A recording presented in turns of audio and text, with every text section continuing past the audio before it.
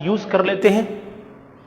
एक टॉपिक का 11th class का बेस बनाता है टॉपिक, जरूरत है आपको इस टॉपिक की। नाम है definition of chemistry and it's branches. Chemistry की डेफिनेशन क्या है और इसकी ब्रांचेस क्या होती है। मेन ब्रांच क्या है, बाकी ब्रांचेस बहुत सारी केमिस्ट्री की ब्रांचेस होती है, लेकिन यहां पर हम मेन ब्रांच के बारे में डिस्कशन करेंगे। तो हम आपको पहले तो डेफिनेशन बताते हैं कि व्हाट इज केमिस्ट्री। इससे पहले मैंने एक वीडियो आपको दिया है, उस वीडियो में भी मैंने आपको बताया है कि इंडियन हिस्ट्री क्या थी केमिस्ट्री की, और आज जो डेफिनेशन केमिस्ट्री की बोली जाती है वो क्या है, वो मैं आपको बताता हूं। तो हम लोग टॉपिक से बात कर लेते हैं। टॉपिक है हमारा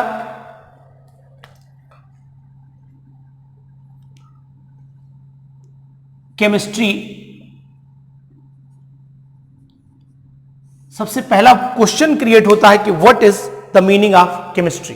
केमिस्ट्री की डेफिनेशन क्या है, क्या होती है केमिस्ट्री, कैसे लिखेंगे आप। अगर एग्जाम में क्वेश्चन आता है कि डिफाइन केमिस्ट्री, तो आप कैसे डिफाइन करेंगे।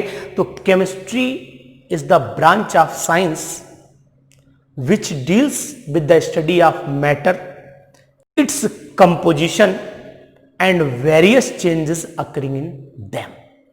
यानी केमिस्ट्री साइंस की वो ब्रांच है जिसके अंतर्गत हम लोग मैटर का कंपोजिशन पढ़ते हैं, यानी मैटर किससे मिलके बना है, उसमें चेंजेस मैटर में क्या आते हैं, कौन से फैक्टर होते हैं जो मैटर को के अंदर बहुत सारे चेंज लाने के लिए रिस्पॉन्सिबल होते हैं, उनको हम लोग केमिस्ट्री में पढ़ते हैं।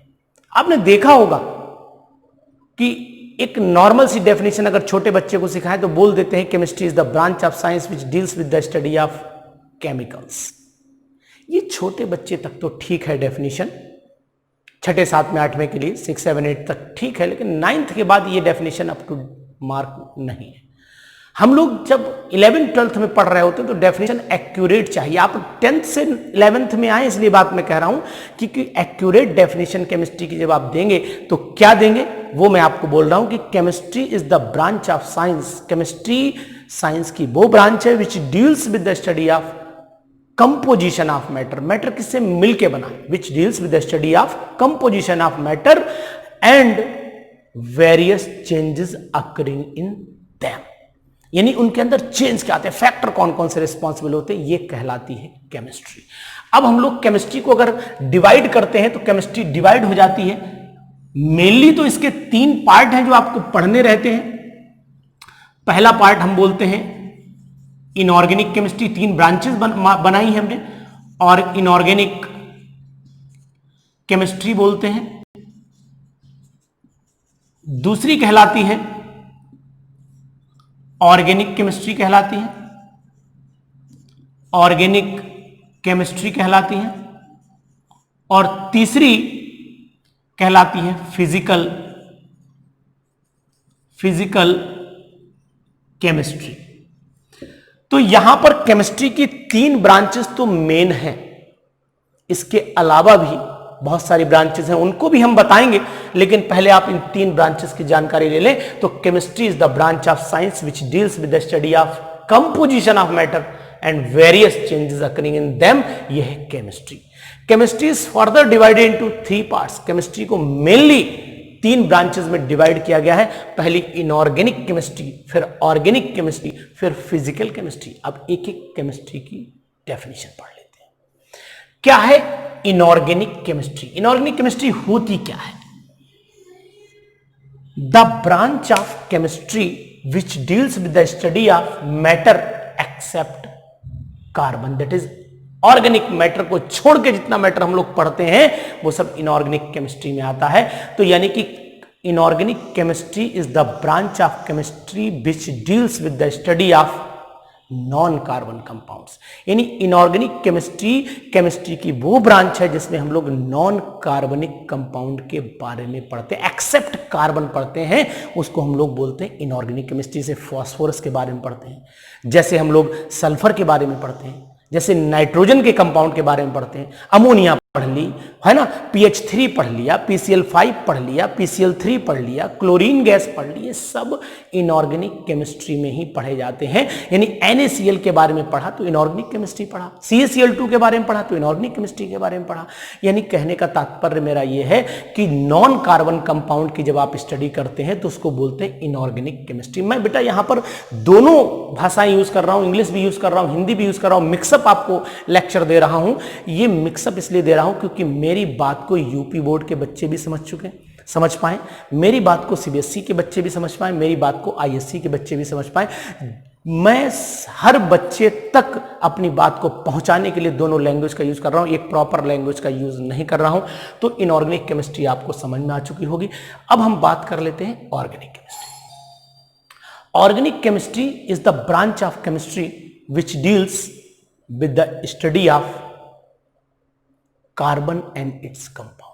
ऑर्गेनिक केमिस्ट्री की वो ब्रांच है जिसमें हम लोग organic chemistry which deals with the study of carbon and its compound, यानी कार्बन और उसके कंपाउंड के बारे में जब हम लोग पढ़ते हैं तो उसी को कंसीडर किया जाता है ऑर्गेनिक केमिस्ट्री में। यानी कि अगर हम मीथेन के बारे में पढ़ते हैं, अगर हम ईथेन के बारे में पढ़ते हैं, अगर हम प्रोपेन, ब्यूटेन, पेंटेन के बारे में पढ़ते हैं तो ये सब केमिस्ट्री बच्चों आती है ऑर्गेनिक केमिस्ट्री के अंदर। यानी इथेनॉल, मिथेनॉल, ये सब ऑर्गेनिक केमिस्ट्री में ही आता है। तो ऑर्गेनिक केमिस्ट्री की वो ब्रांच है जिसके अंदर हम लोग कार्बन और उसके कंपाउंड के बारे में पढ़ते हैं। इसी के साथ हम लोग बात कर लेते हैं फिजिकल केमिस्ट्री की, यानी कि नेक्स्ट जो टर्म है, यानी अभी हमने पढ़ा ऑर्गेनिक केमिस्ट्री, अब हम लोग पढ़ने जा रहे हैं फिजिकल केमिस्ट्री। क्या होती है physical chemistry? The branch of chemistry which deals with the study of various phenomena, physiochemical changes and various laws। यानी जब हम बहुत सारे लॉ पढ़ते हैं, बहुत सारे फिजिको केमिकल चेंज पढ़ते हैं, बहुत सारे फिनोमिना पढ़ते हैं, तो उस समय जब जो केमिस्ट्री अप्लाई होती है उसका नाम रखा गया फिजिकल। यहां पर हम फिजिकल कंपोनेंट्स की बात करने लगते हैं, टेम्परेचर की बात करते हैं, टेम्परेचर का इफेक्ट की बात करने लगते हैं, है ना। जैसे कि कोई केमिकल चेंज हो रहा है तो उसमें लॉ कौन सा एप्लीकेबल हो रहा है, ये सब जब बात करते हैं तो बात आ जाती है फिजिकल केमिस्ट्री की। जैसे बॉयल्स लॉ पढ़ते हैं फिजिकल केमिस्ट्री में, है ना। गैसेस के ऊपर टेम्परेचर, प्रेशर का इफेक्ट पढ़ते हैं, ये सब गैसेस में पढ़ते हैं। सॉल्यूशन के बारे में पढ़ते हैं तो फिजिकल केमिस्ट्री के बारे में पढ़ते हैं, तो ये कहलाती है फिजिकल केमिस्ट्री। तो केमिस्ट्री की मेनली 3 ब्रांचेस बताई मैंने आपको, inorganic chemistry, organic chemistry and physical chemistry. इनके अलावा भी और ब्रांचेस हैं केमिस्ट्री की। जैसे मैं बात कर लेता हूं एक एक ब्रांच के बारे में, आपको थोड़ा सा इंडिकेशन भी देता चलता हूं, लिखते भी जाइएगा। जैसे बात कर लेते हैं बायोकेमिस्ट्री की। बायोकेमिस्ट्री केमिस्ट्री की वो ब्रांच है जिसके अंदर हम लोग बहुत सारे केमिकल चेंजेस जो हमारी बॉडी में होते हैं, बायोकेमिकल चेंजेस के बारे में पढ़ते हैं, बायोकेमिकल रिएक्शंस के बारे में पढ़ते हैं, उनको हम लोग बोलते हैं बायोकेमिस्ट्री। तो the branch of chemistry which deals with the study of various biochemical changes occurring in the living system. जो लिविंग सिस्टम में बायोकेमिकल चेंज होते हैं उनको जब हम पढ़ते हैं तो उसको बायोकेमिस्ट्री में डालते हैं। उसी तरीके से analytical chemistry, the branch of chemistry which deals with the study of various test, various qualitative and quantitative analysis is known as analytical chemistry। जब हम किसी के एनालिसिस करते हैं तो एनालिसिस में मैंने वर्ड किए quantitative analysis and qualitative analysis. 2 analysis होती हैं, एक क्वांटिटेटिव, जब हम लोग क्वांटिटी को पता करते हैं, किसी के वेट, किसी का मास की जानकारी लेते हैं तो क्वांटिटेटिव एनालिसिस कहलाती है। और जब हम लोग उसका टेस्ट करके परफॉर्म करते हैं, उसे उसके रिएक्शंस के थ्रू हम परफॉर्म करते हैं तो हम लोग बोलते हैं उसे क्वालिटेटिव एनालिसिस। तो वो ब्रांच जिसके अंदर हम किसी भी कंपाउंड की एनालिसिस करते हैं तो वो कहलाती है एनालिटिकल केमिस्ट्री।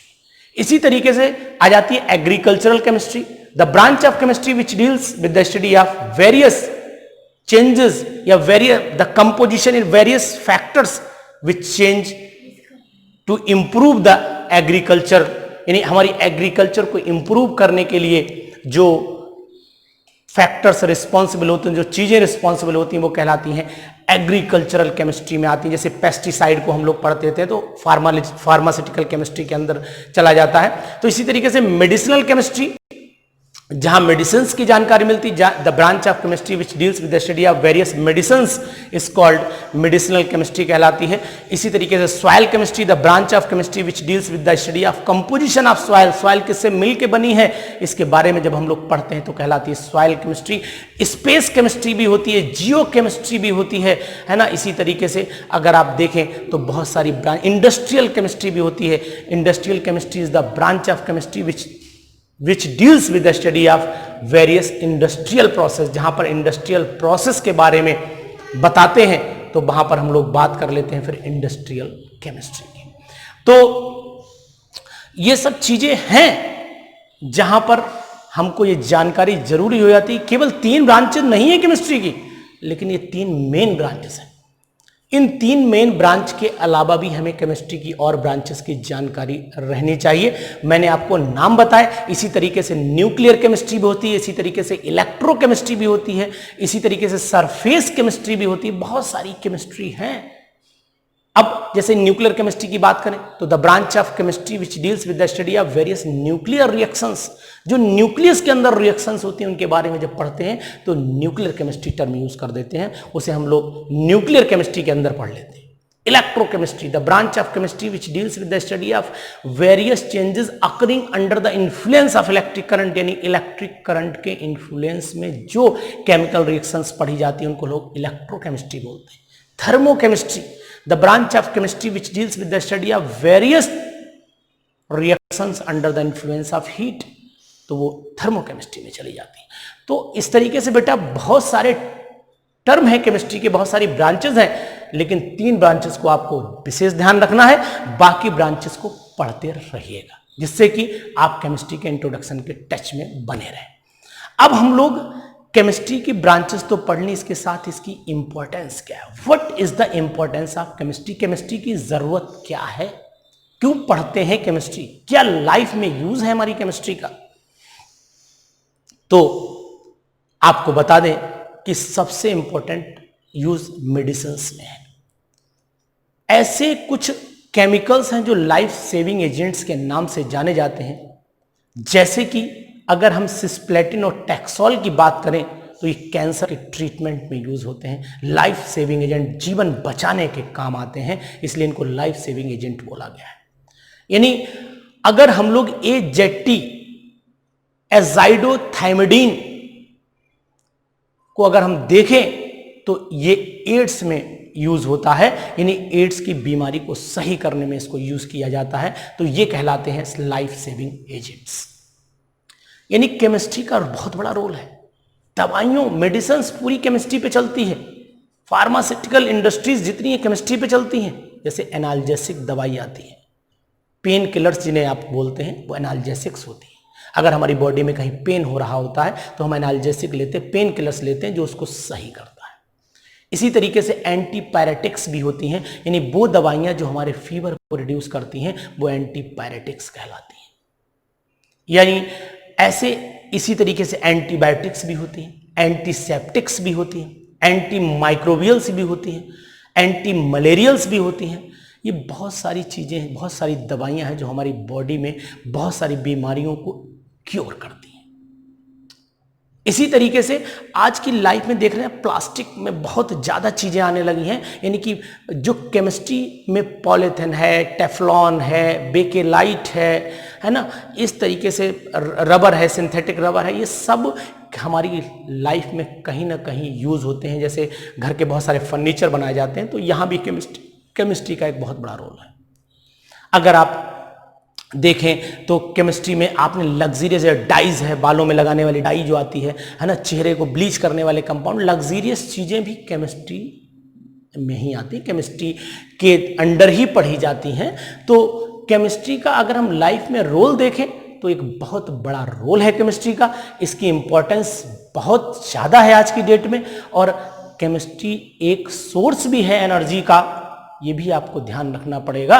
जैसे कि अगर केमिस्ट्री सोर्स की बात करें तो जितने पेट्रोकेमिकल्स हैं ये आज फ्यूल के फॉर्म में यूज हो रहे हैं, तो कहीं ना कहीं केमिस्ट्री एनर्जी भी जनरेट करती है, ये भी एक आपकी बात है। केमिस्ट्री का एक नुकसान भी है, जैसे बहुत सारे ऐसी चीजें बनाई हैं साइंटिस्ट ने, जो बनाई तो फायदे के लिए थी लेकिन आज हमारे लिए नुकसानदायक हो गई। बहुत सारे बम जो बने हुए हैं वो केमिस्ट्री की ही देन है ना।